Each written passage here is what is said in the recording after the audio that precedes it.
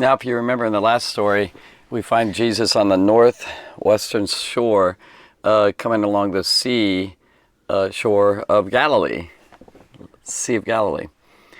And he comes to a booth, a sort of not a tent, but some small building where there's almost for sure a Roman soldier there with his spear, sword, knife, various weapons, and a Jewish man in this booth, in this little hut, this little, small little, I don't know how to, place, where Matthew stood, or his other name is Levi.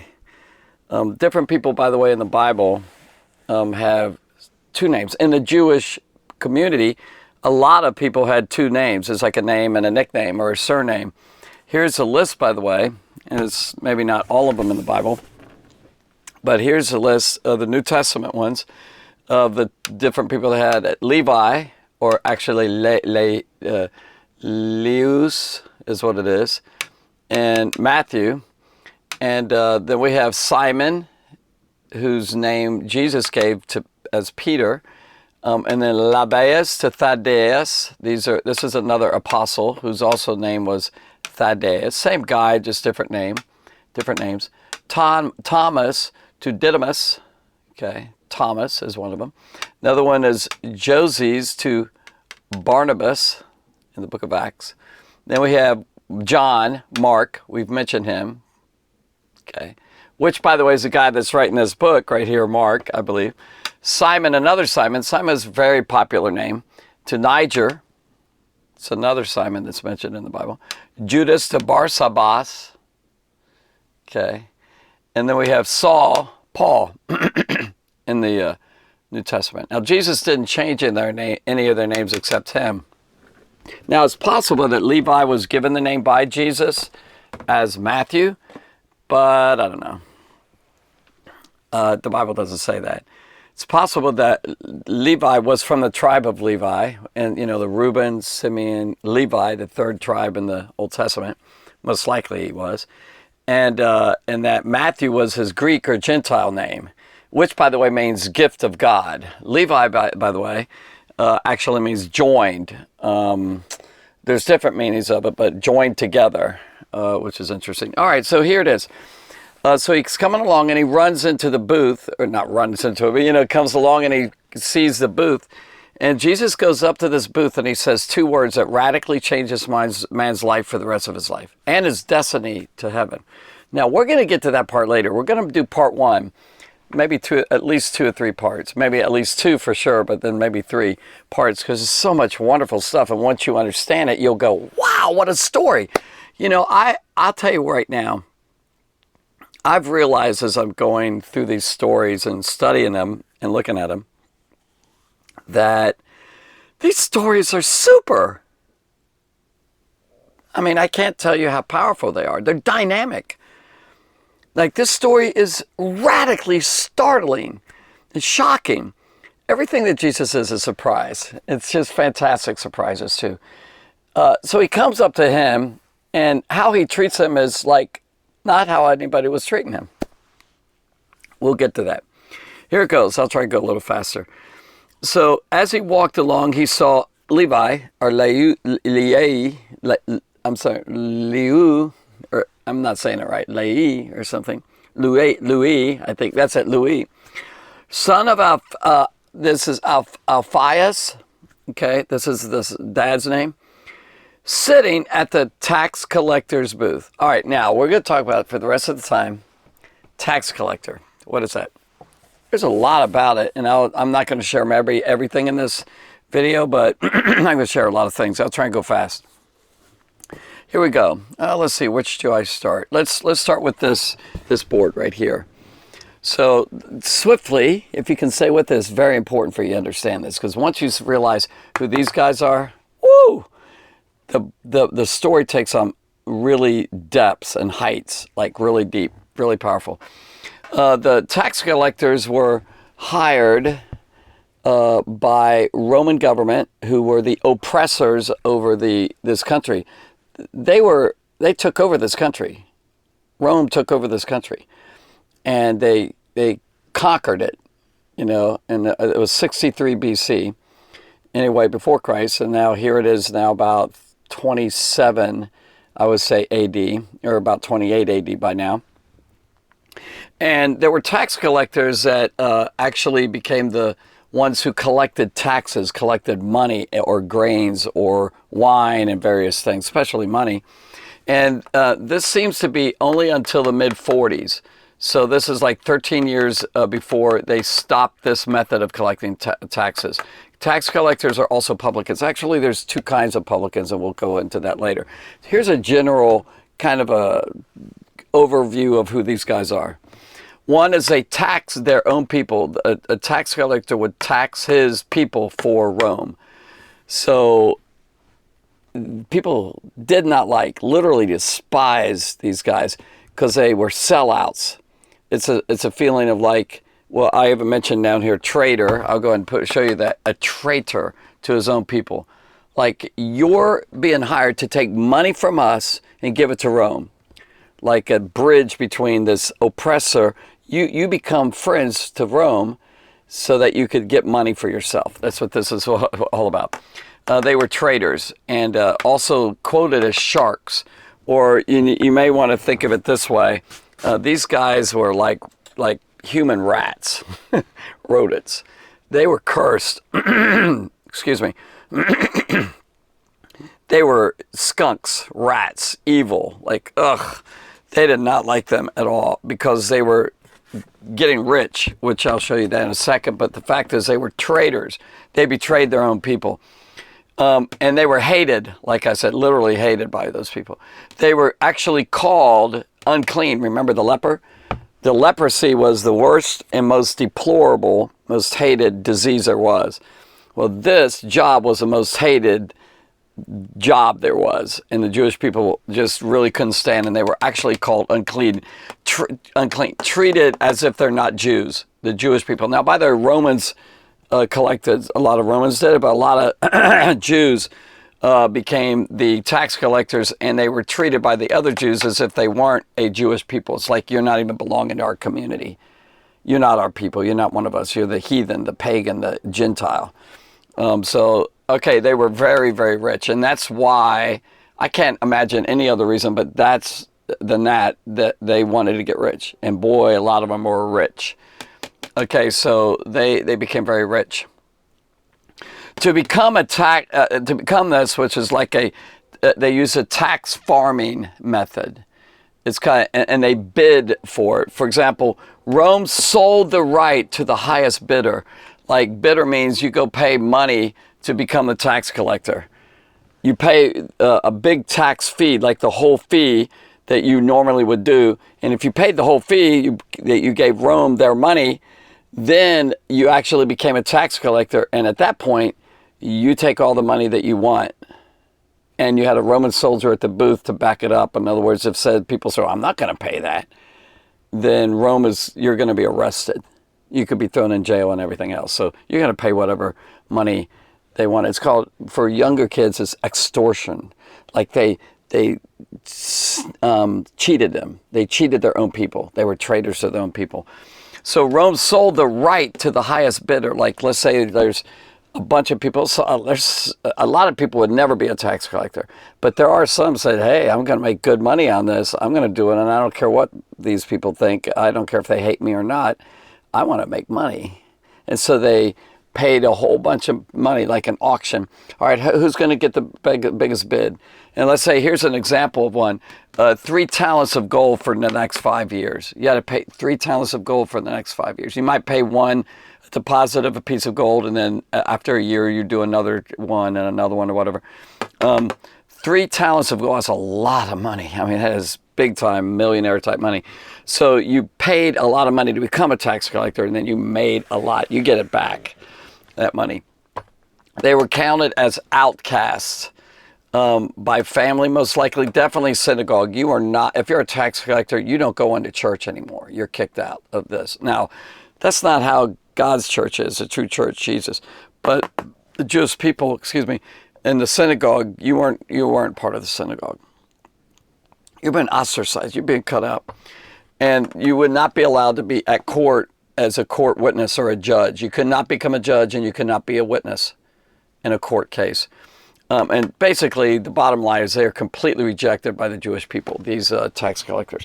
Because the Jewish people really felt like that they're being rejected by you taking money, my money, and you're giving it to Rome. You're working for our enemy. Therefore, you become the enemy. Another way to think of these tax collectors, and I'll finish on these, I hope. There's two kinds of publicans. There's a tax collector publican, and there's what's called this custom house. Okay, the tax collector we're going to go into a little bit. Basically, there's different taxes like poll taxes, land, personal. There's three major ones. It's ground or land.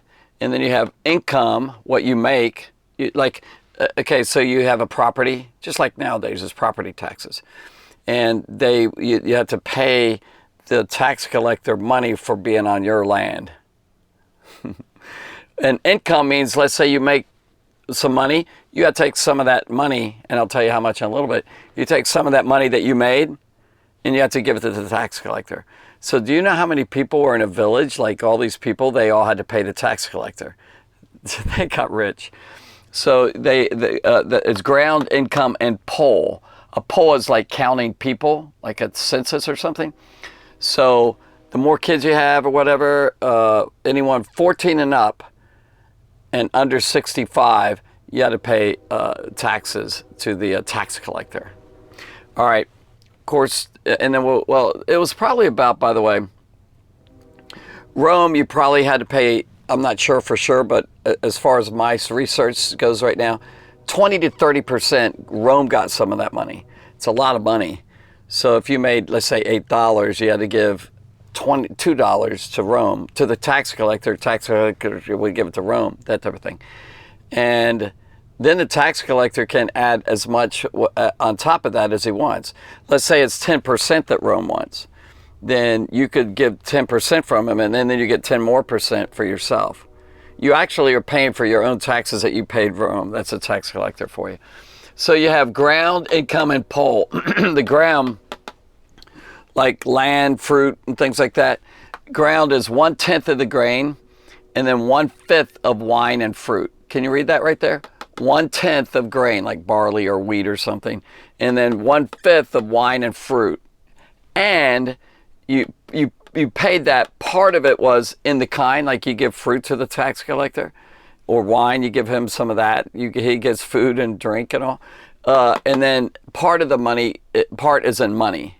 Okay. So, all right, the income was small, but 1%. So it wasn't that bad. But if you make a lot and other people are making a lot, you get some money. But look how much they're getting for all this put together. They got rich.